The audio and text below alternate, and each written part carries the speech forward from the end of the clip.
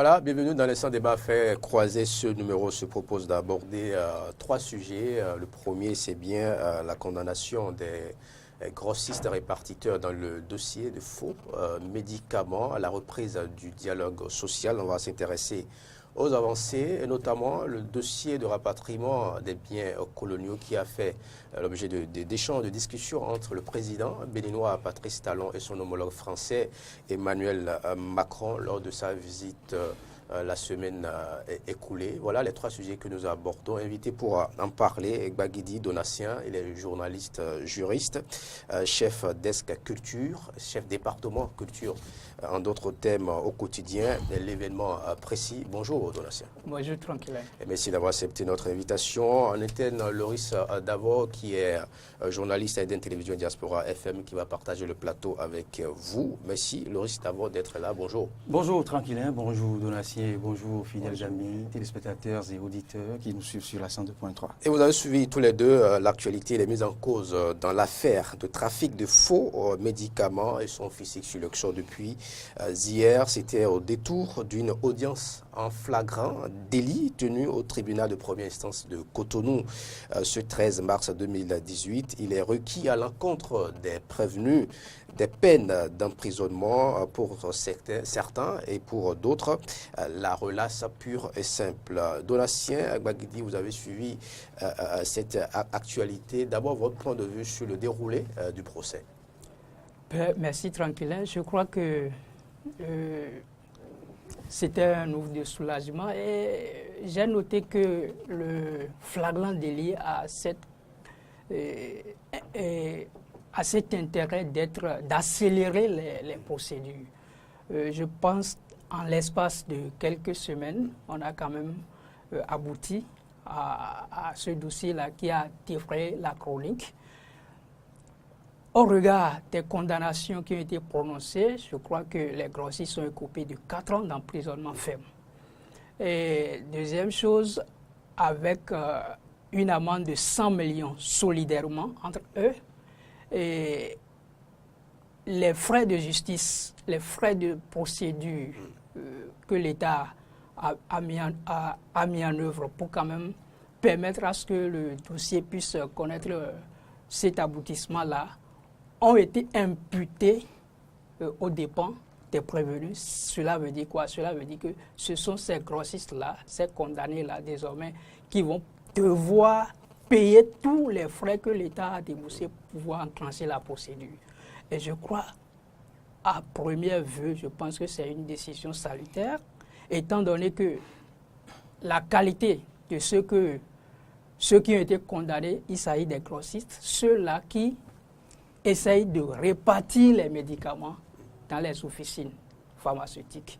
Et pris sous cet angle, je pense qu'il fallait une décision, une sanction quand même assez corsée, assez lourde, pour dissuader à jamais ceux-là qui sont encore tapis dans l'ombre et qui, sans se soucier de la santé des populations, continuent d'exercer de façon consciente cette profession, étant donné que ceux dont il s'agit ici, c'est quand même des gens, des professionnels du métier qui se sont adonnés à ces comportements, qui se sont laissés à ces comportements-là, répréhensibles bien sûr au regard du code pénal, et qui, ma foi, savent tout ce qu'il faut quand même, toutes les précautions qu'il faut prendre en ce qui concerne le traitement ou bien la commercialisation des médicaments, étant donné que c'est la santé des populations qui est en jeu.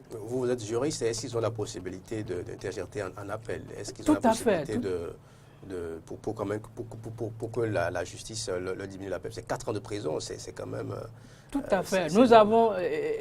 c'est une procédure de flagrant délit, donc ils ont tout à fait la possibilité d'interjeter appel. Interjeter appel, ça veut dire qu'ils estiment que peut-être la manière avec laquelle la procédure a été menée, la manière avec laquelle le procès s'est déroulé, ne requiert pas toutes les précautions possibles. Donc, ils s'adressent à un second degré de juridiction qui est la Cour d'appel. et ils interjettent appel pour que la Cour puisse apprécier toute la procédure et la manière avec laquelle les débats ont été menés afin de rendre sa sentence. Et mais là encore, je pense que la Cour a la possibilité de confirmer la décision de la première juridiction, de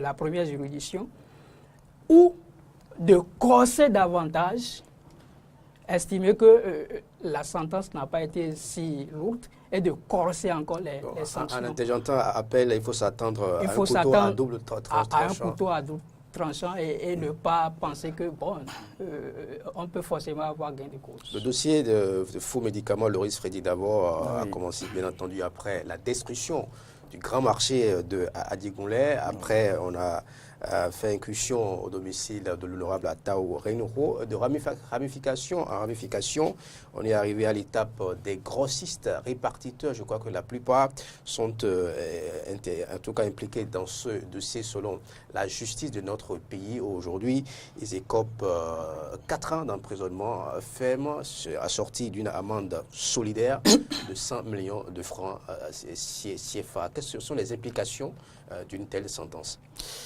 Tranquille, il faut d'abord reconnaître ici l'intégrité, l'impartialité et la liberté dont dispose, je dirais, la maison de justice qui vient de prouver encore une fois qu'elle reste encore intègre et qu'elle garde encore intact tout le bien qu'on dit de cette instance, de ce département du pays. Vous savez, qui l'aurait cru, qui l'aurait su, vu la forte pression, vu la forte mobilisation, vu, je dirais, les pressions visibles et invisibles, vu les critiques qui targuent plus ou moins de dossiers politiques et autres, cette nébuleuse des faux médicaments, eh bien, la justice a fini par se prononcer, comme vous nous l'avez rappelé. Il faut rappeler d'abord, comme vous le disiez tantôt, que c'est d'abord parti d'un appel à l'international. Cela ne vient pas que du Bénin. Le Bénin appartient à un ensemble sous-régional et international qui exige, qui est de la clarification sur ce dossier, sur ce qui est de cette propension que nous avons à opter pour les faux médicaments, ce qui nous a conduit d'abord au déguerpissement ou comment je vais dire la destruction carrément du marché à Digounlet. Et oui, juste après cela, beaucoup ont pu lire d'une manière ou d'une autre de la pression politique du camp de la rupture contre d'autres ténors politiques qui ne partageraient peut-être pas les idéaux du pouvoir, mais au-delà de ces implications, au-delà de cette considération politique, on a compris quand même qu'il y a mal donne.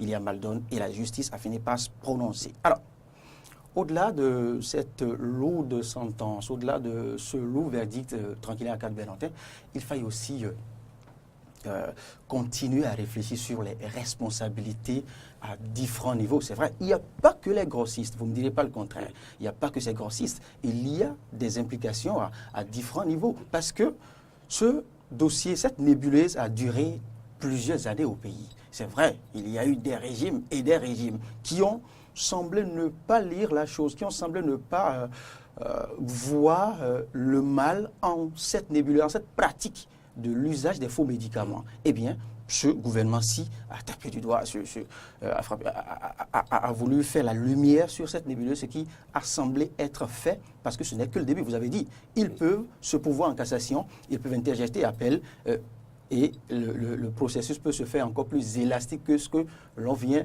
d'assister hier. Ce n'est qu'une mince part dans une longue affaire qui peut se révéler encore autre. Et il n'y aura pas que, tranquille à Cap-Berlantin, ces grossistes qui seront interpellés. Si on continue à fouiller dans les fonds et tréfonds de ce dossier, je ne veux pas d'évancer les faits. Le dossier est pendant devant la justice. Il y aura encore... J'ai une préoccupation. Oui. C'est vrai, vous avez dit que dans la justice du Bénin est impartiale, a prouvé son impartialité dans ce dossier. Mais est-ce qu'on arriverait à l'arrestation et la condamnation l'emprisonnement des grossistes si c'est ce qui a commencé à être fait. Si entre-temps, l'honorable Atao Renouho, qui est le numéro 1 de ce dossier, n'avait pas voté contre la révision de la Constitution. Parce que c'est à partir de cet instant que ces ennuis ont commencé. Parce que dans la masse, c'est ce qui se dit, que justement c'est parce qu'il a affiché clairement sa volonté de découdre avec le système en place que justement que ce dossier a été soulevé. Êtes-vous de cet avis? Moi, je pense qu'au Bénin, nous avons tendance quand même à dramatiser les choses, à toujours mélanger les choses. Souvenez-vous de l'opération Pangia qui a démantelé complètement Adjegunle. Cette opération-là qui est venue d'un appel, comme Loris l'a fait, un appel international. On se rappelle de l'appel de Cotonou en 2011. Jacques Chirac, l'ancien président français. Figurez-vous que cette affaire quand même, on parle de 150 tonnes de faux médicaments. La première chose qu'il faut se demander, la loi est claire dessus. Tu ne peux pas exercer une profession de pharmacien sans être toi-même pharmacien. La loi est claire dessus.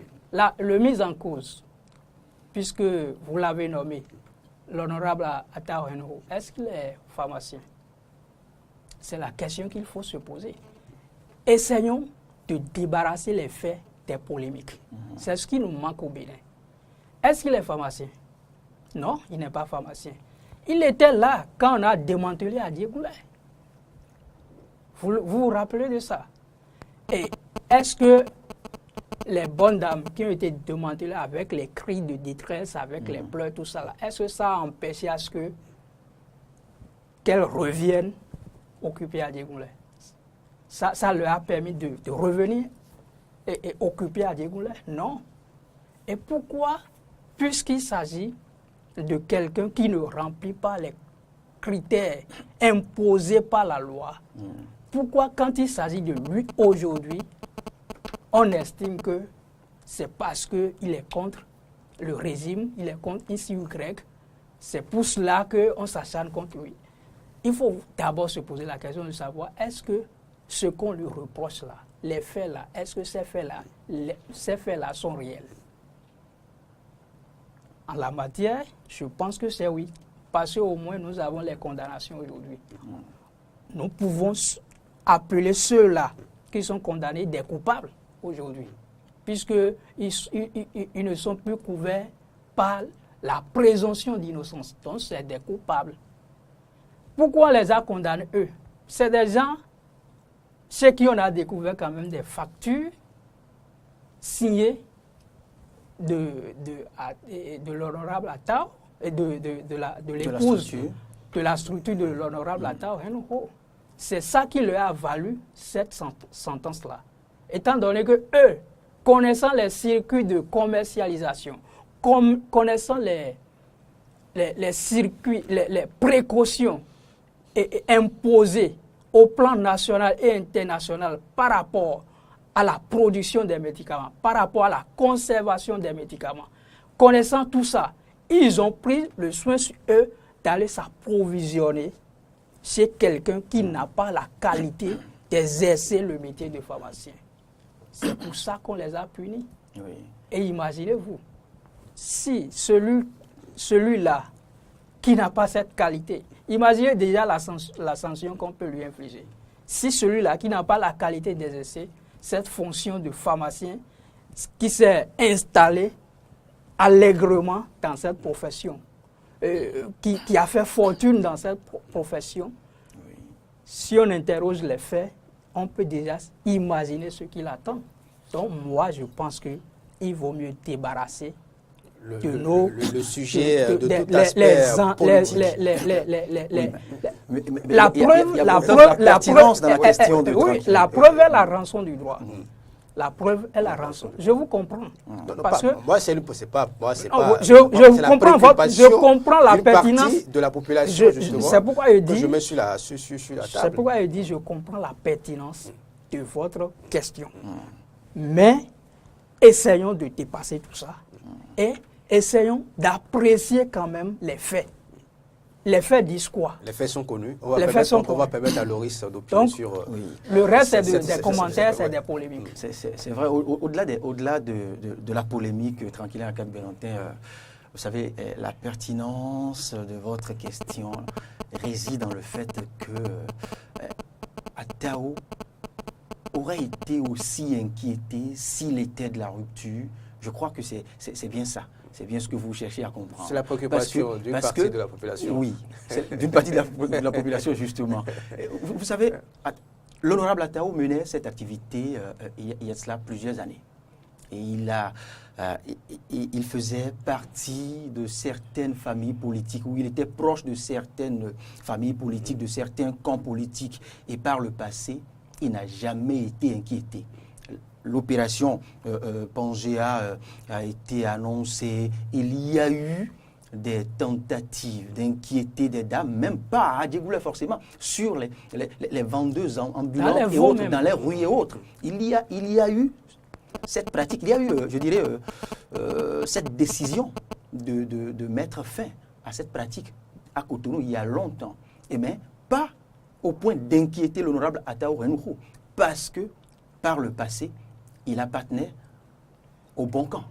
Parce que par le passé, il avait le soutien des gouvernements précédents. Alors, maintenant, on peut être en mesure de croire que c'est peut-être parce que il n'a pas fait la rupture, parce qu'il n'a pas fait allégeance au précurseur, à l'instigateur de la rupture, au président Talon, qu'il a inquiété.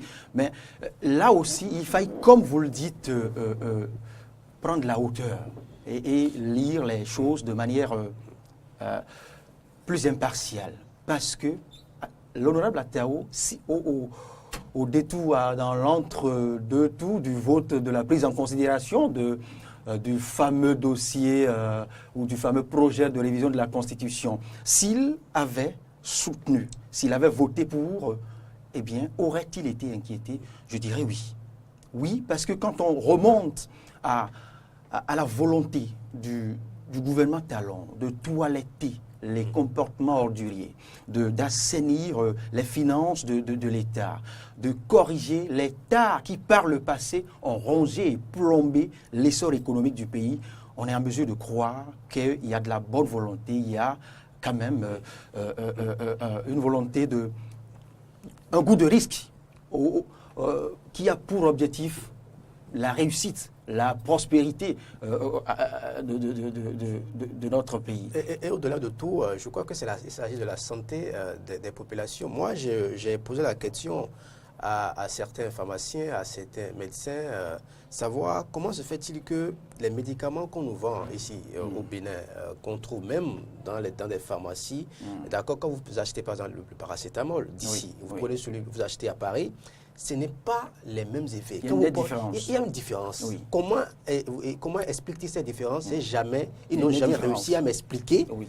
À m'expliquer cet élément. Aujourd'hui, il se fait que... Je ne sais pas si vous avez eu la même réponse que celle que moi j'ai eue, que celle que j'ai reçue de certains compatriotes qui ont eu la chance de vivre au-delà des frontières du Bénin. Eh bien, pour ces compatriotes, c'est comme si il y a les cargaisons réservées à l'Afrique, réservées au tiers-monde en quelque sorte, et il y a maintenant les types de comprimés pour, dit-on, les pays développés ou peut-être pour ceux classés sur hommes, et seulement si nous les étions, des sous-hommes. Parce que la remarque se fait plus aisément quand ceux de retour de l'extérieur, eh bien, des parents vous ramènent, je ne ferai de publicité à aucune marque ou à aucun comprimé, quand des parents vous ramènent des types de comprimés que vous comparez exactement avec des boîtes, des cartons, des comprimés dont nous nous procurons ici dans nos pharmacies, il y a une nette différence. C'est à croire qu'il y a pour les uns et pour les autres. Et l'autre question, est-ce que ces ces différents comprimés auront la même efficacité? Est-ce qu'il n'y a pas une sorte de discrimination? Est-ce qu'il n'y a pas une mauvaise foi au niveau de ces grosses firmes qui fabriquent d'abord ces différents comprimés? Et là, cela sous-entend aussi une autre nébuleuse ici sur le marché. Quand vous comparez, tranquille, permettez-moi cette parenthèse, quand vous comparez les produits de la pharmacie, les produits que proposent les différentes pharmacies, les différentes officines, aux produits sur le marché, parfois, il n'y a pas la moindre différence. Je ne sais pas si vous avez fait cet autre constat.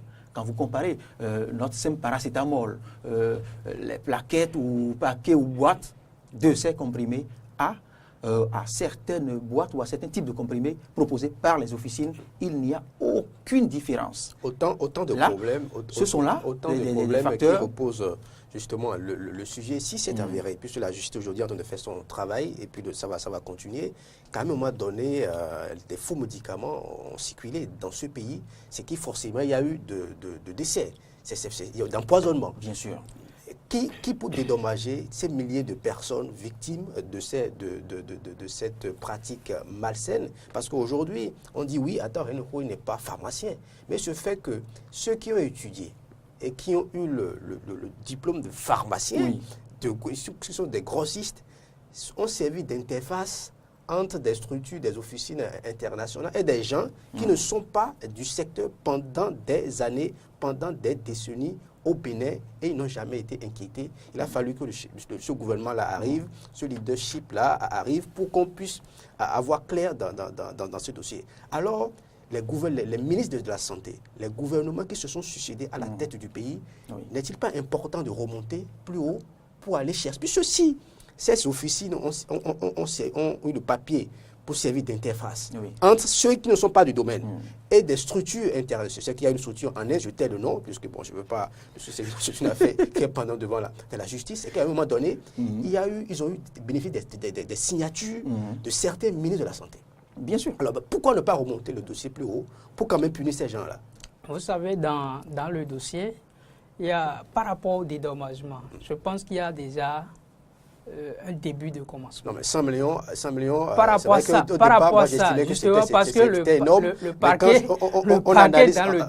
paquet dans le dossier, c'est constitué partie civile. Ça veut dire quoi? Ça veut dire qu'il a estimé que des torts étaient créés à la population. Donc, il est important pour ces grossistes-là de réparer ces torts. Et cet argent-là va dans la caisse commune. Comme le président aime le dire, c'est déjà un début. Par rapport à ceux-là qui ont souffert de ces faux médicaments-là, qui ont souffert de la consommation de ces faux médicaments, et Dieu seul sait qu'il en a beaucoup. Étant donné que moi, j'ai réalisé une enquête en la matière, je crois en 2011. Il faut juste aller au service des urgences, je crois, là où les dialyses se pratiquent au CNHU pour se convaincre de ce que bon nombre de ces citoyens-là souffrent des insuffisances rénales et qui sont sous dialyse. Des produits qui coûtent excessivement cher. Et je pense que lorsque tu es un citoyen et que tu t'es senti lésé dans tes droits, et lorsque il est démontré que c'est du fait de la consommation de ces faux médicaments-là que tu as développé des pathologies qui sont prouvées par la médecine,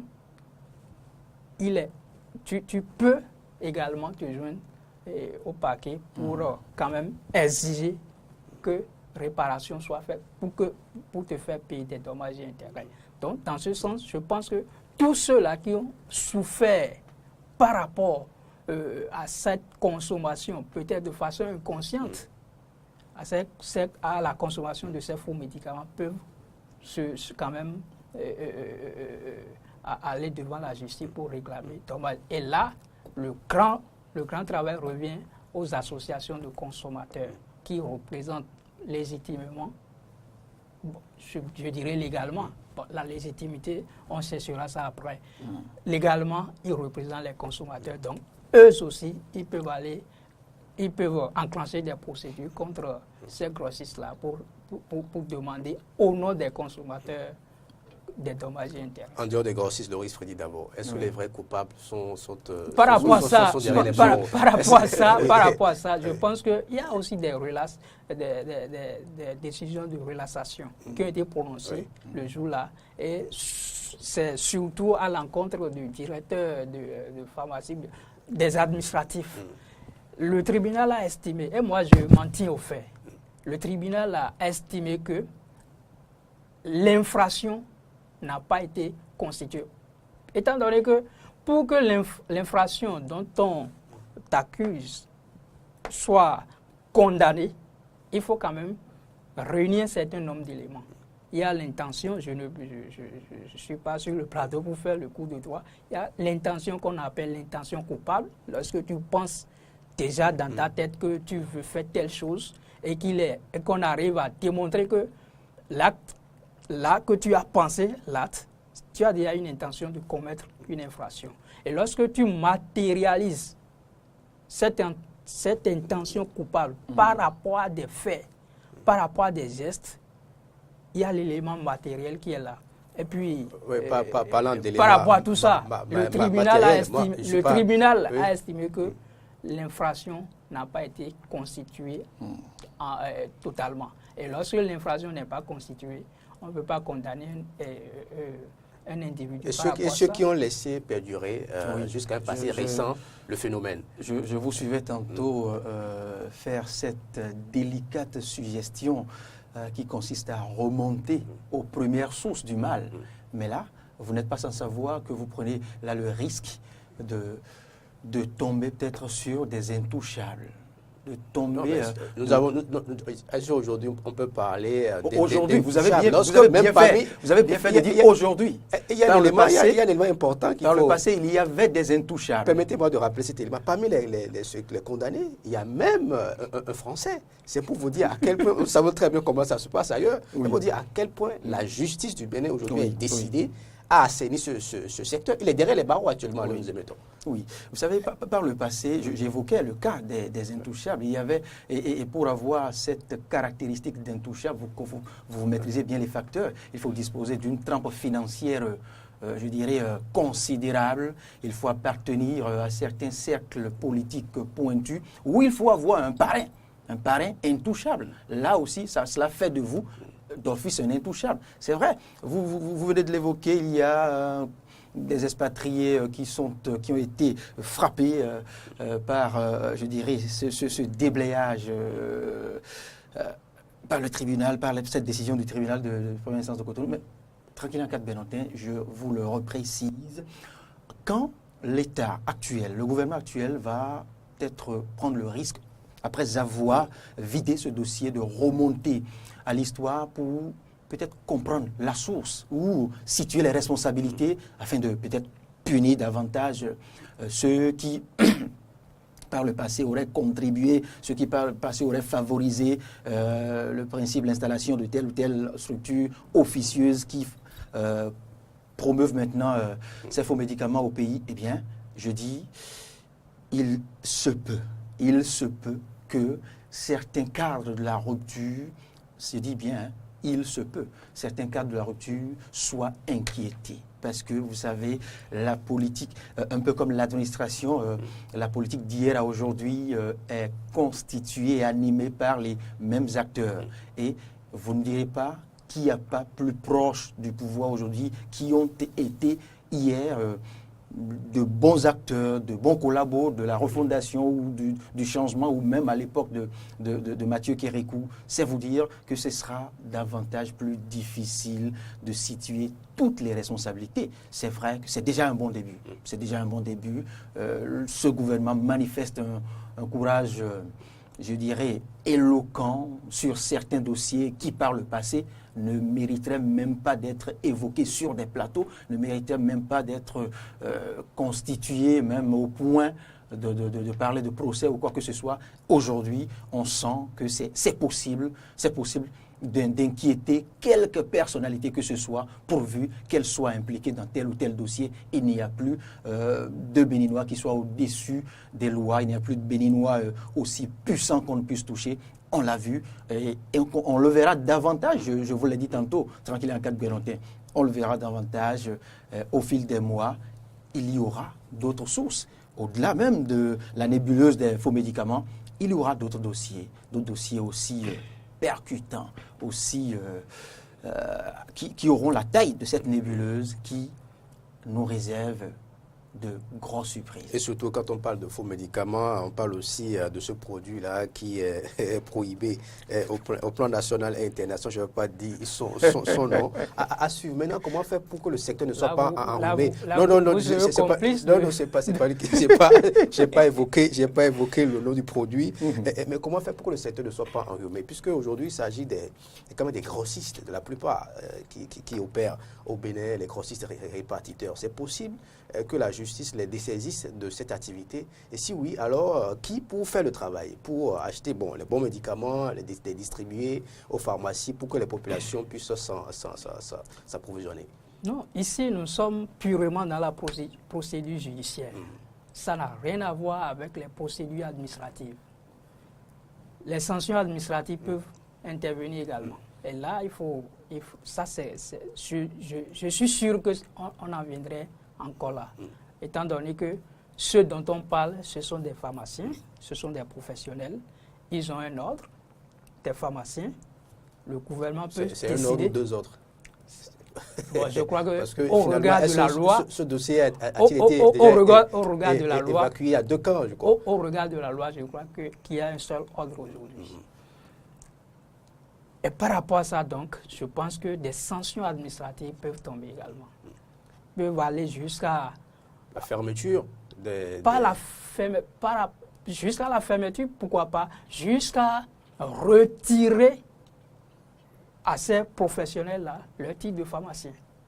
Donc, on peut s'attendre également à ces sanctions qui n'ont rien à voir avec les sanctions judiciaires qui ont été prononcées. Ce qui est dit là, c'est exclusivement le côté judiciaire de la chose, mais le côté administratif peut venir et je pense qu'il risque également gros. Étant donné que déjà, au niveau du judiciaire, ils sont condamnés. Merci à vous. Tranquille sur ce dossier, vous savez, il a peut-être manqué un peu de vigilance à certains cadres politiques impliqués dans ce dossier. Ils auraient pu peut-être faire comme d'autres, se cacher sous le couvert de docteurs ou de ceux qui ont la qualification requises, les qualifications requises pour exercer ce métier. Il y a beaucoup d'autres qui pratiquent ce même commerce illicite, mais de cette manière. Ils se cachent juste sur le couvert, sous le sceau de ces entre griffes, docteurs et autres, mais pratiquent allègrement, mais pas de manière visible. Ils ne sont pas en avant-première de cette activité, mais plutôt ceux qui peuvent le faire. Je ne sais pas si vous voyez exactement, vous appréhendez. Il y a eu tellement de pratiques, c'est-à-dire qu'il y a par exemple certains médicaments qui ne devraient pas se retrouver en stock. C'est-à-dire vous commandez, ça arrive, et vous récupérez votre marchandise au port et vous les distribuez automatiquement aux clients, aux pharmacies qui ont manifesté, qui ont demandé les produits. Mais malheureusement, en tout cas ceux qui ont fait les enquêtes ont constaté que parfois, vous commandez les produits, on vous dit, vous appelez de l'autre côté, à l'extérieur, vous demandez le produit, vous dites non, allez voir INS. Mais le INS en question, il est au Bénin. Alors que ce médicament n'est pas censé être en stock. Les problèmes ont justement commencé par là. On va dire qu'on ne va pas citer de noms puisque la justice a fait son travail. On va conclure sur le sujet parce que... Ce qui est marrant même dans cette affaire-là, et j'ai écouté le président de l'Association des consommateurs ce matin, il disait que quand eux, ils menaient la lutte, que ces personnalités-là, ces professionnels-là étaient à leur côté.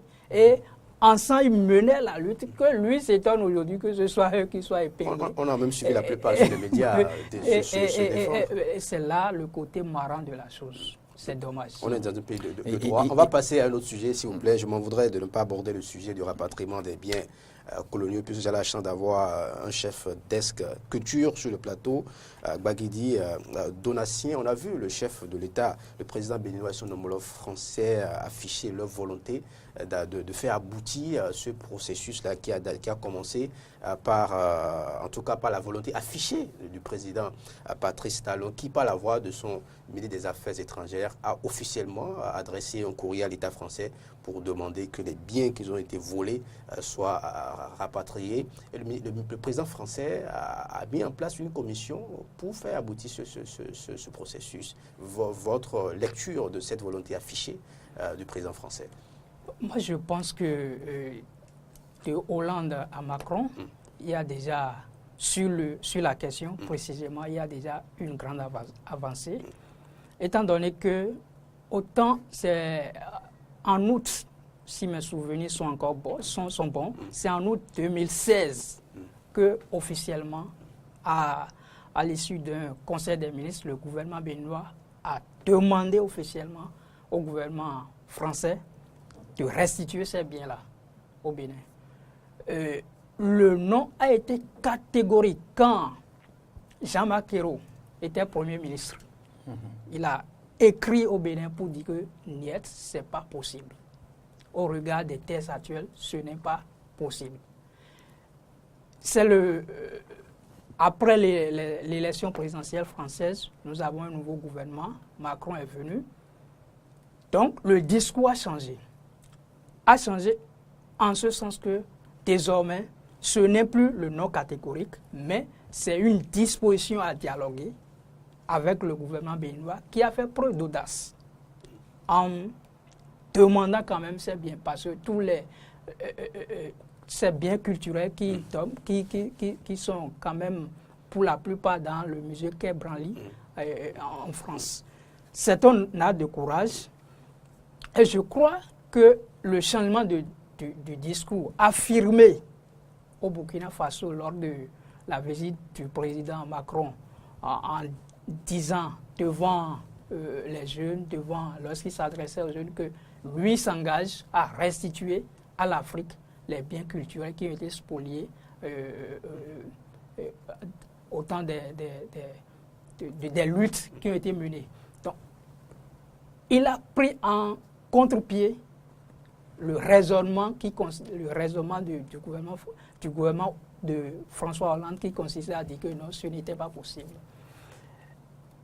Le gouvernement béninois avait la possibilité, avait deux options, la confrontation ou la négociation.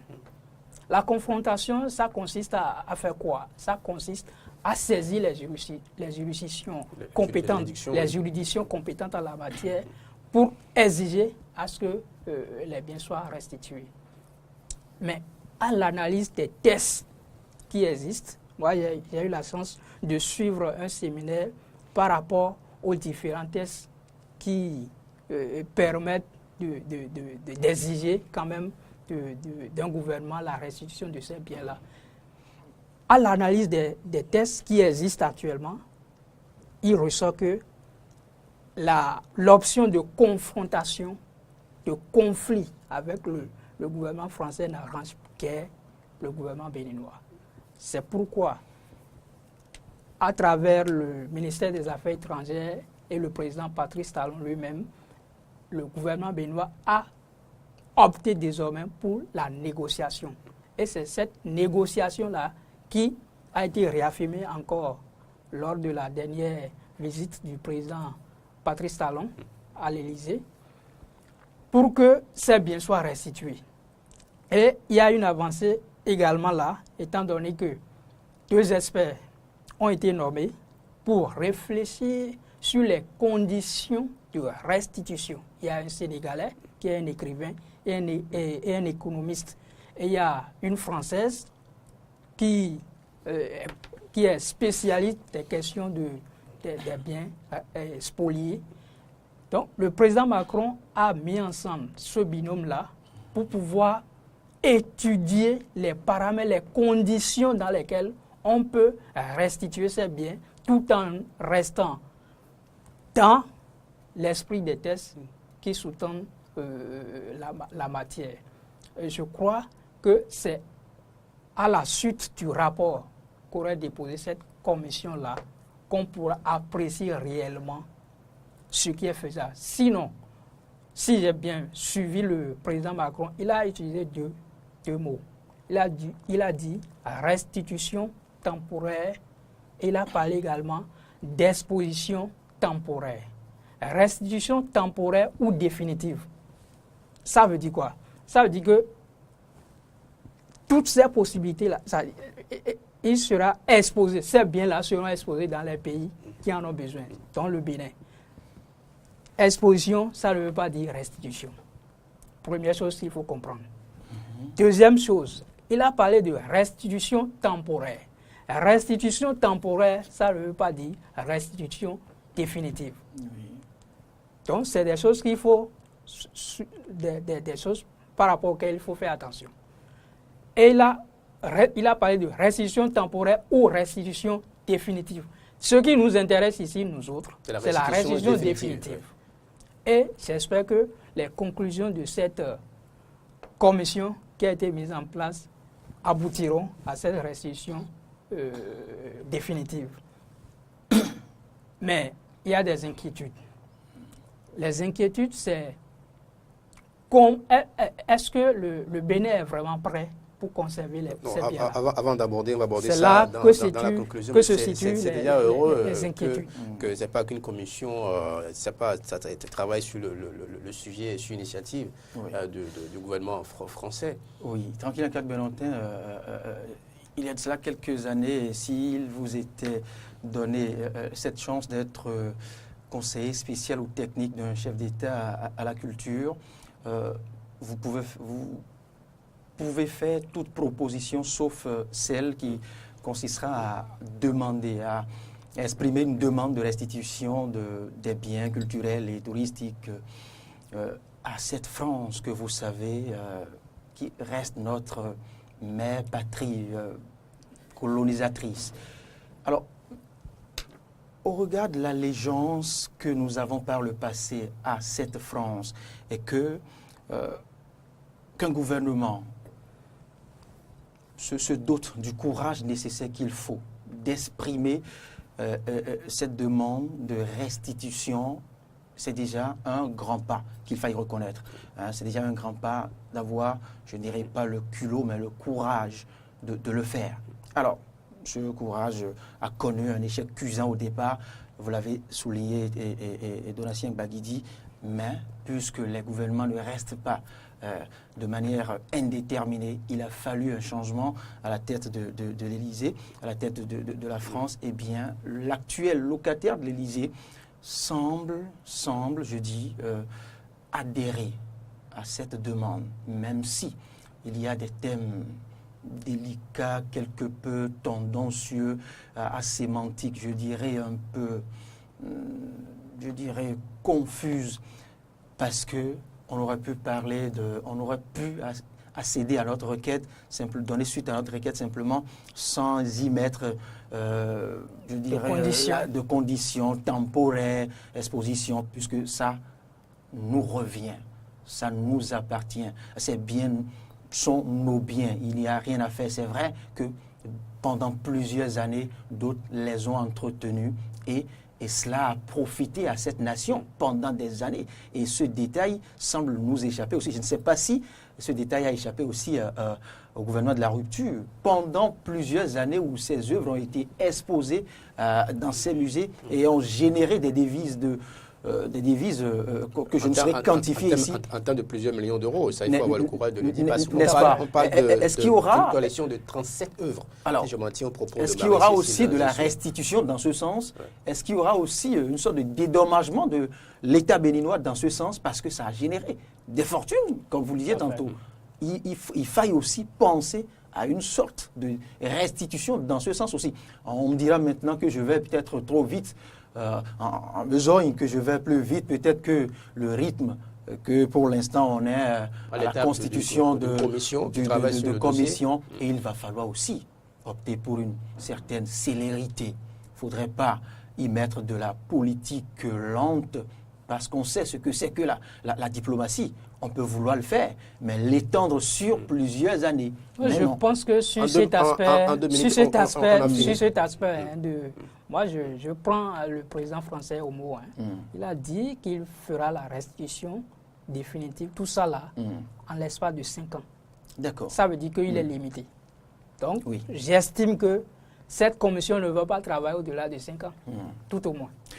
Je m'en tiens à cela. La leçon ici, tranquille à Benottin, c'est que ce gouvernement donne plus de sens à cette pensée de Romain, de Sénèque que vous savez, vous connaissez bien cette pensée de Sénèque qui dit que ce n'est pas parce que les choses sont difficiles que nous n'osons pas. Voilà. C'est plutôt parce que nous n'osons pas qu'elles sont difficiles. Donc un jour, il faut prendre le risque. Il faut, parce que l'autre l'a dit, qui ne risque rien à rien. Ça c'est clair. Maintenant, à la question de savoir si nous avons la possibilité de conserver ces biens-là, on a quand même une galerie ici. On a nos compatriotes Marie-Cécile Zissou qui fait un travail extraordinaire. Et si le gouvernement béninois décide de récupérer ces biens, c'est qu'il a les moyens et puis mettre en place un dispositif qu'il faut. S'il faut construire notre galerie, qu'il faut construire nos musées pour exposer ces biens-là, même si ça coûte des dizaines de milliards, le gouvernement, l'État béninois doit être capable de le faire. En temps normal, doit-on s'interroger, s'inquiéter? Le Bénin ne s'inquiète pas. Ceux qui les propriétaires légitimes de ces biens ne s'inquiètent pas. Mais pourquoi les autres vont s'inquiéter à notre place? Ça pose un problème. Tranquille, il y a des Béninois qui s'inquiètent. Moi, je me suis amusé la dernière fois quand une discussion sur un forum thématique qui a trait à la culture. Le gars, il était dans tous ces états que comme l'état dans lequel se trouvent nos musées, où chaque fois les gens viennent voler les objets, ils vont les vendre aux enchères, les vendre à de vil prix, tout ça, que lui, il préfère que la France nous conserve ça, bien là. Et je lui ai dit, je lui ai répondu, peut-être pour rigoler un peu, je lui ai dit, bon, quand on va nous amener ça d'abord, on va les stocker dans ta chambre, en attendant qu'on réfectionne nos galeries et nos musées, et puis on viendra prendre. J'espère que tu ne vas pas toi-même les voler, les prendre et aller les vendre à vil prix. Pour dire plus sérieusement, il faut d'abord que ça nous revienne. Ça, c'est ma position. Tous les débats autour, en l'enfant dit, ben, quand même, quelqu'un te demande de lui élever un mouton, et puis il réclame, il dit il a besoin de mouton, tu dis que il n'a pas encore mis bas. Pourquoi? C'est son mouton, il viendra mettre bas chez lui. Donc on ne peut pas réclamer ce qui nous appartient, ce qui nous appartient, et on va nous dire est-ce que vous êtes capable de conserver ça? Non, laissez-nous, on va le savoir, et nous avons déjà que c'est pour nous. Laissez-nous. Merci à vous. On est au thème de on trouvera les possibilités. Merci à vous, Bagidi Donatien. Je rappelle que vous êtes journaliste, juriste, et puis chef desk, chef département. Quand on parle de chef desk dans notre jargon, que vous êtes le responsable du département qui s'occupe de la culture au quotidien, événement précis. Merci d'avoir partagé ces moments avec nous. Merci également à vous, Loris Freddy Davor. Vous êtes animateur. Bien entendu, demain, vous allez vous retrouver à ma place ici, journaliste à Eden Télévision et Diaspora FM. On abordait avec vous deux sujets, la condamnation des mises en cause dans le dossier de faux médicaments et le rapatriement des biens coloniaux. C'était fait croiser en nouvelle diffusion sur Diaspora FM à 14h et sur Eden Télévision à 13h30.